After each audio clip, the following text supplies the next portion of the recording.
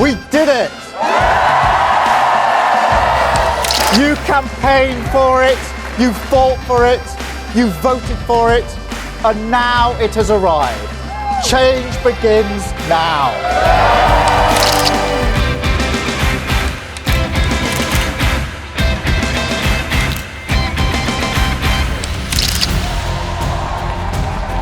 Keir Starmer is set to be the new Prime Minister of the UK.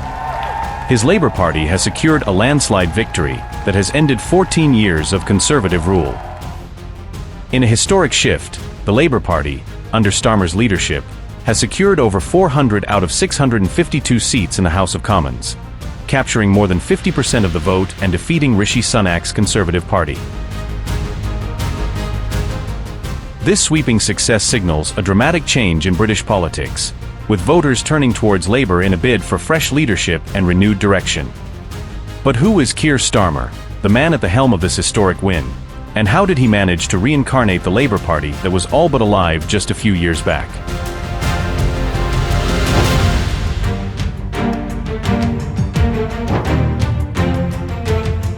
Born in London in 1962, Starmer's journey from humble beginnings to the forefront of British politics is nothing short of remarkable.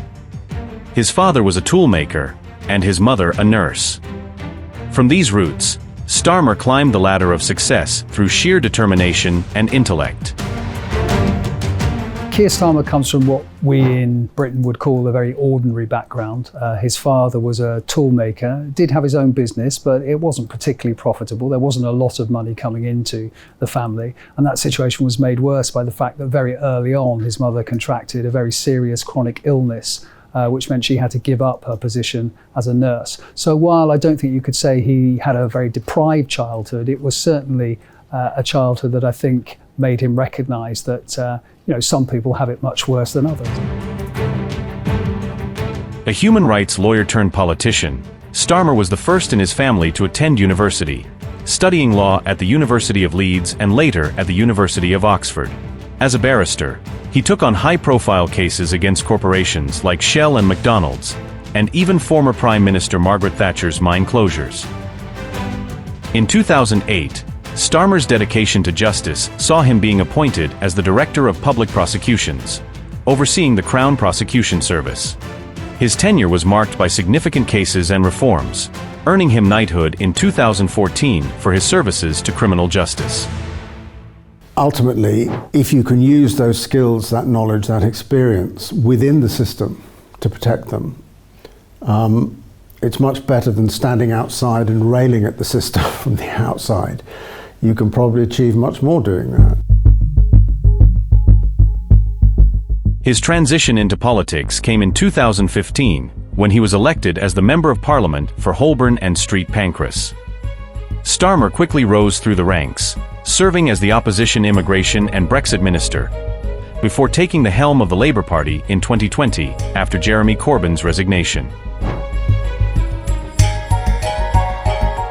Under Starmer's leadership, the Labour Party has undergone a significant transformation. Keir Starmer always does what it takes to win. He takes a very staged approach, if you like, to politics. It was very clear when he stood in the leadership contest that he was going to have to make some promises to a quite left-wing Labour membership. He chose to do that, probably knowing that in the end he would have to renege on some of those commitments, but it got him where he needed to go, i.e. to become leader of the Labour Party. Starmer's 2024 election campaign promises a decade of national renewal, targeting what Labour describes as the years of decline under Conservative rule. The Labour manifesto is ambitious. It includes plans to create a new publicly owned energy company, reduce NHS waiting times, build new homes, and renationalise rail services. But Starmer is also keen to appeal to traditionally right-leaning voters. He has emphasized wealth creation and proposed a national wealth fund, arguing that economic growth and social justice must go hand in hand. What this manifesto represents is a credible long-term plan, a plan built on stable foundations with clear first steps, tough spending rules that will keep taxes and inflation low, NHS waiting times cut, with 40,000 extra appointments every week. A border security command to smash the criminal smuggling gangs. Great British Energy to cut bills in your home for good. More police in your town. Cracking down on antisocial behaviour. And 6,500 new teachers in your school, giving your children the start in life that they deserve. Brexit remains a contentious issue in British politics, and Starmer's stance is carefully calibrated.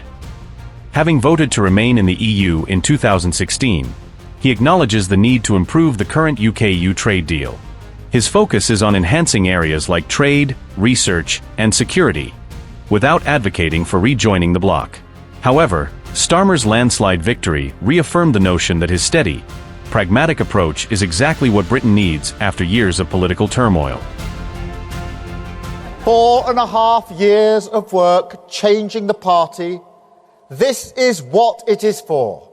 A changed Labour Party, ready to serve our country, ready to restore Britain to the service of working people. But a mandate like this comes with a great responsibility. Our task is nothing less than renewing the ideas that hold this country together. National renewal. We have to return politics to public service. Show that politics can be a force for good. Make no mistake, that is the great test of politics in this era. The fight for trust is the battle that defines our age. It is why we've campaigned so hard on demonstrating we are fit for public service. Service is the precondition for hope. Respect, the bond that can unite a country. Together, the values of this changed Labour Party are the guiding principle for a new government. Country first, party second. Country first, party second isn't a slogan. It's the guiding principle everything we have done and must keep on doing. On the economy, on national security, on protecting our borders. The British people had to look us in the eye and see that we can serve their interests. And that work doesn't stop now. It never stops. The changes we've made are permanent, irreversible, and we must keep going. We ran as a changed Labour Party, and we will govern as a changed Labour Party. We said we would end the chaos, and we will. We said we would turn the page, and we have. Today we start the next chapter, begin the work of change, the mission of national renewal, and start to rebuild our country.